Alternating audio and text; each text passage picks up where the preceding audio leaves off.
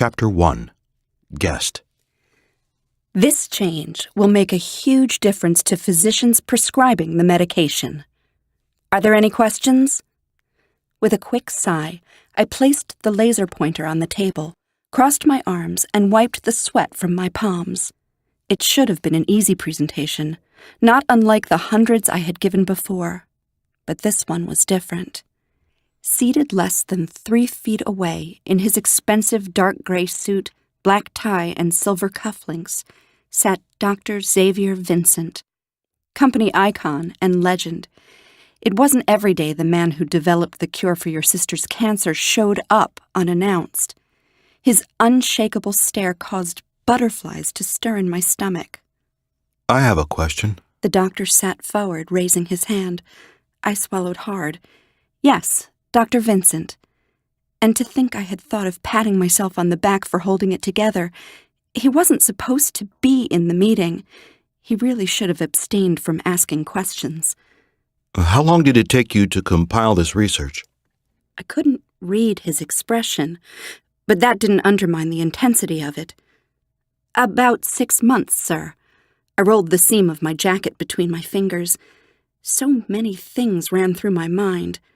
I should have worn that dress I pulled from the hotel closet earlier that morning and discarded, instead of a drab brown blazer and pants.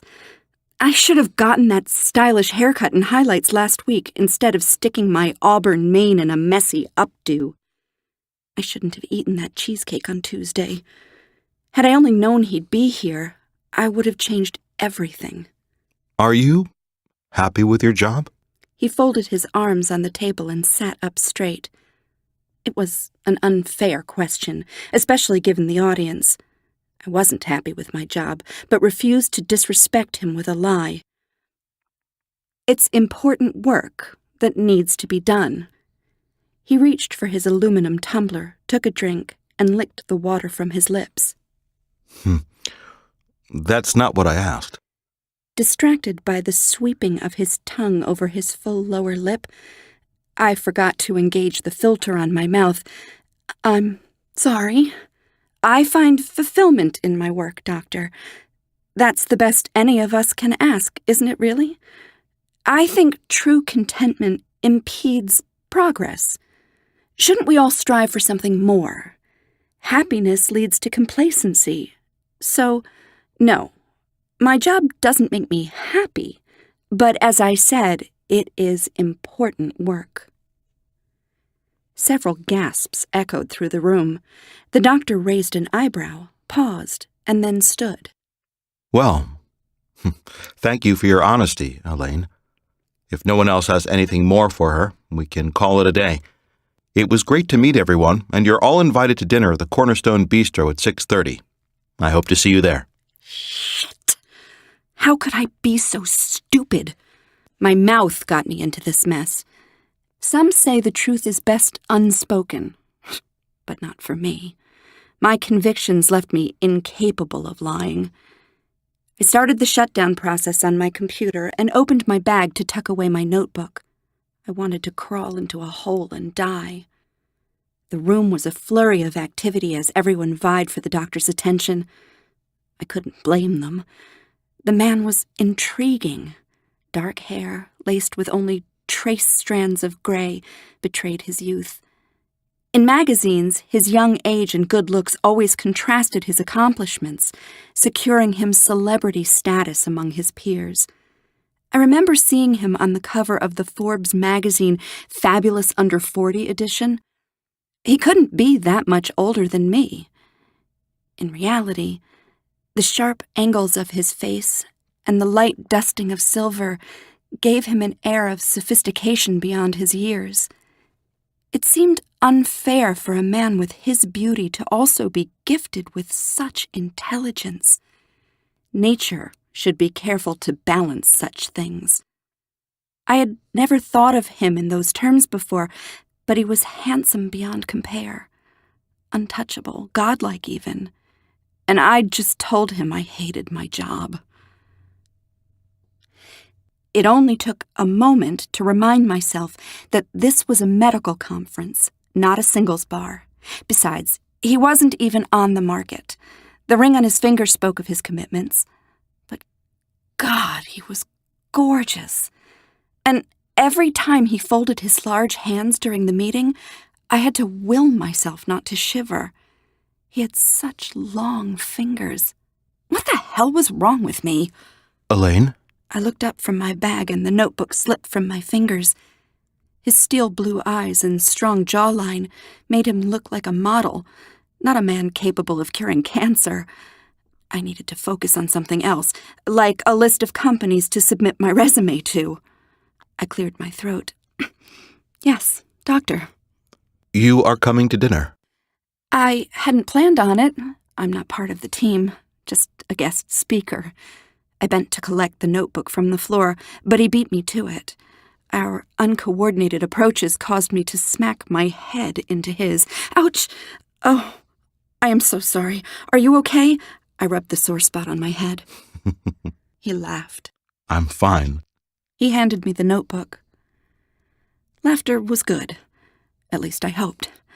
I reached for the book, recognizing for the first time just how tall he was. I halted for a moment at the intoxicating scent of his cologne. He smelled like spiced chocolate. I don't know what's wrong with me. I'm not usually this nervous. But if I had to venture a guess, it was the combination of being ill-prepared for his surprise attendance and my increasingly horny single status. I know. I stopped fidgeting with my items and fixed him with a perplexing stare. I'm sorry? Great. Now I was even more unsettled. I saw you at the convention in Kansas City last year. You were quite confident. Shit. Of all the things he could have witnessed, Kansas City wasn't my finest moment. Look, that convention, it was... You don't owe me any explanation. He reached over and closed the lid on my laptop and handed it to me. Thank you. But I don't want to hold you up from dinner. And I didn't want to rehash Kansas City. So I jumped on his easy out. The disappointment of presenting marketing data at conferences rather than representing the company as their spokesperson was reminder enough. It, wasn't a question. You are coming to dinner. I pulled the zipper closed on my bag and then brushed the hair from my eyes to be sure that I wasn't dreaming. Okay. Where is it? I'll meet you there. I wasn't accustomed to feeling so inadequate or discombobulated. He set me on edge. My skin tingled with sexual attraction, and I wanted to throw myself at his feet for saving my sister. Dr. Vincent was making one fine mess of me. He crossed his arms, and his eyes narrowed. Where are you staying? At the Marriott. Perfect. I'll meet you in the lobby at 6. Is that enough time?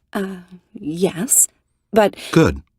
He turned and strode to the doorway. Oh, and Elaine, I don't like being stood up. With that, he walked away. The lobby was crowded at dinner time. The bustle of patrons strolling through the common area with luggage made it hard to navigate. When I turned the corner, I ran into the good doctor's chest. He maintained his balance and clutched my upper arms, stopping me before I had the chance to topple him. There you are. I knew in that moment this was not a good idea. My thoughts regarding him were anything but professional. Even the slightest contact with him set me on fire. Elaine, are you okay? He leaned down and stared into my eyes. I smiled at him. Yes, I'm fine. Just a bit distracted. Bye. I wouldn't lie to him. But there was no way I was giving him the detailed truth. I've got a lot on my mind. He returned my smile. Well, let's go get you a drink. The restaurant is only a few blocks away. He motioned toward the exit. Through the revolving door and down the uneven slate sidewalk, we walked side by side. I tucked my hands into the pockets of my wool coat. Chicago was chilly this time of year, and the wind caused me to shiver. So, when did you start working for Western? He stopped in front of a building that resembled a tavern, but with a French flair. The amber lighting from inside spilled through the windows, turning the walk a golden hue. He opened the door and motioned for me to enter. Voices, cheering and laughing, engulfed me, and I turned my head to respond to him over my shoulder. Right out of college, so it's been a few years. The feel of his widespread hand on the small of my back chased away the bite of the Chicago night. He approached the host podium, and a man with gray hair and a black apron said, "You with Western?" The doctor, with his hands still on my back, answered the older man.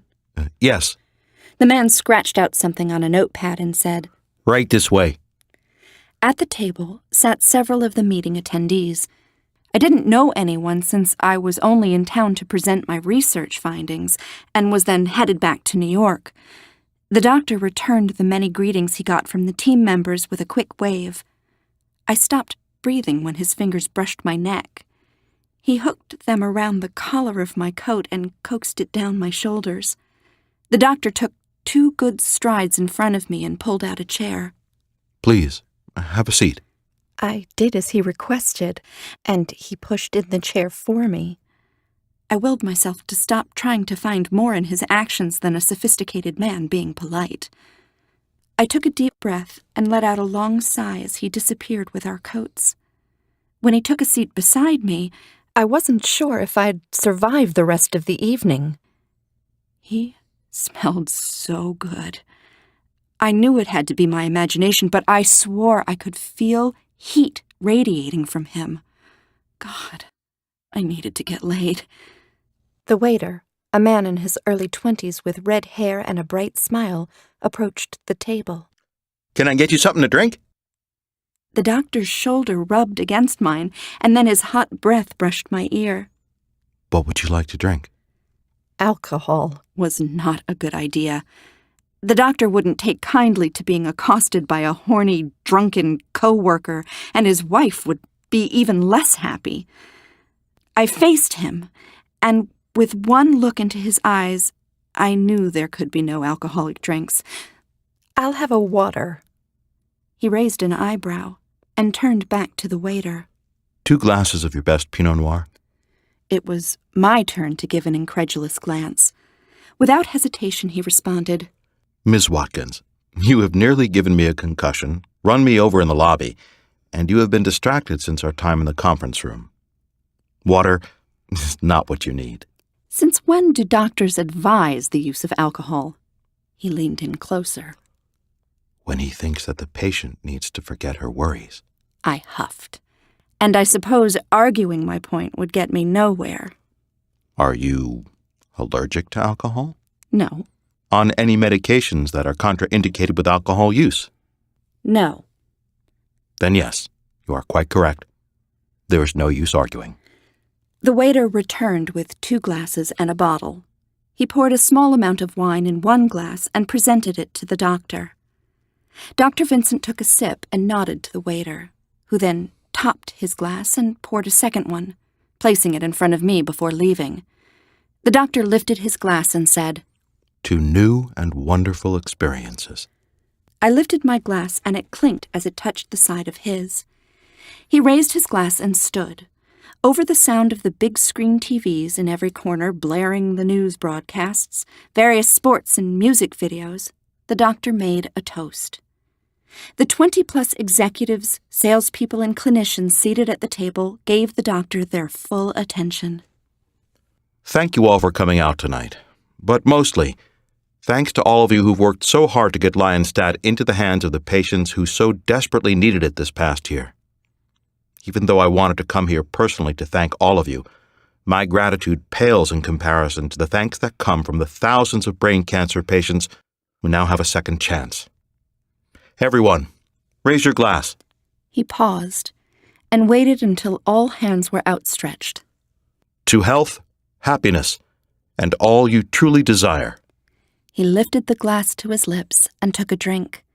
The clanging of glasses and chatter of joyful tidings surrounded the table. The doctor sat beside me. What do you desire, Elaine? I choked and started to cough. He placed his hand on my back. You okay? My shock turned to a laugh. Yes, I'm fine.